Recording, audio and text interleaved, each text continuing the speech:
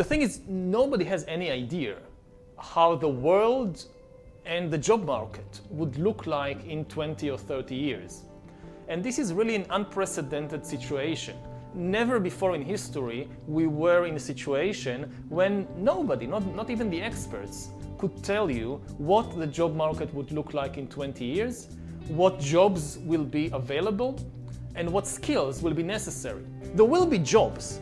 I don't think that automation and AI will just destroy all the jobs. They will destroy a lot of jobs, but they will create a lot of new jobs, and they will change also a lot of professions. The thing is, we can't really predict the nature of these changes, so we also don't know which skills people will need.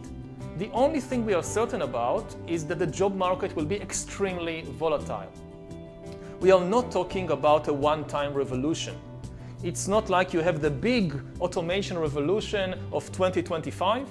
Lots of jobs disappear, a lot of new jobs emerge. You have a couple of rough years, everybody needs to kind of get their act together again.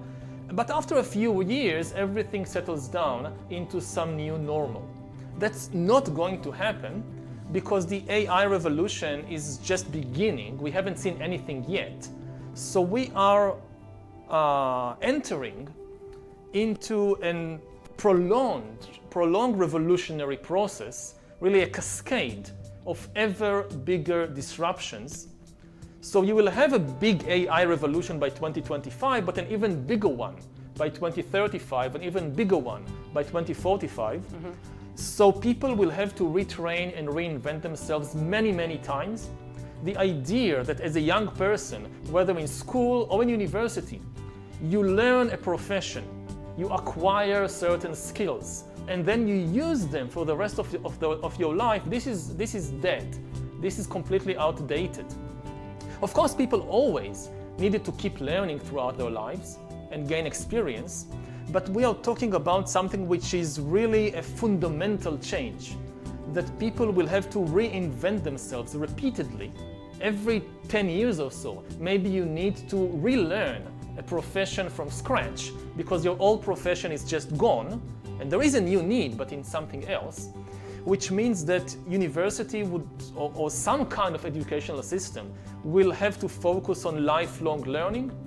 And the skills that you give people, it's above all the ability to keep learning, to keep changing, and to reinvent yourself.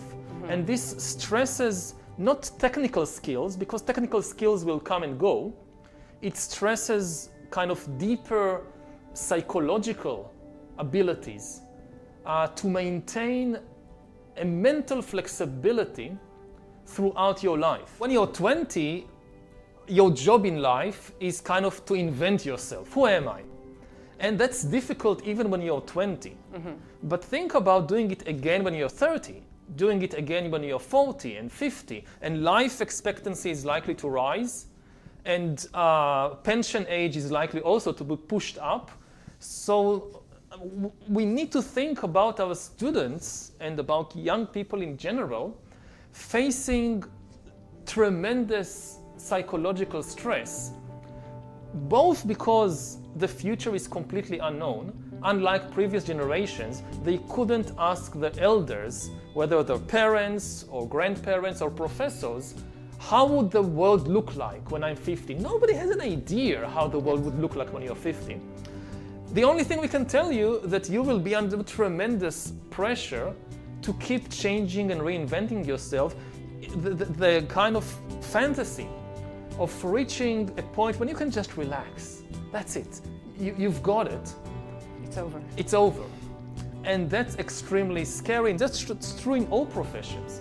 So, you know, whether you're going to study philosophy or computer science, you will need this kind of psychological flexibility and resilience.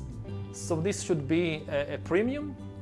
And again, maybe in 20 years it will turn out that the people who went to study philosophy actually made a better bet in terms of the job market than those who went to study computer science, because coding, that's easy, that's AI can do. But Google will need a lot of philosophers because We are already seeing it. Moral questions, questions that for thousands of years were theoretical questions for philosophers that they could discuss and discuss endlessly, and they had very little practical implications. Suddenly, these questions are becoming practical engineering questions, you know, like this entire discussion about free will and self-driving vehicles. And, you know, to have a self-driving vehicle on the road, you need a vehicle to make ethical decisions. That's very, very obvious. You need to code the algorithm to tell him. So all these corporations are coding the self-driving vehicle and manufacturing it. They are likely to need more and more philosophers and not just coders.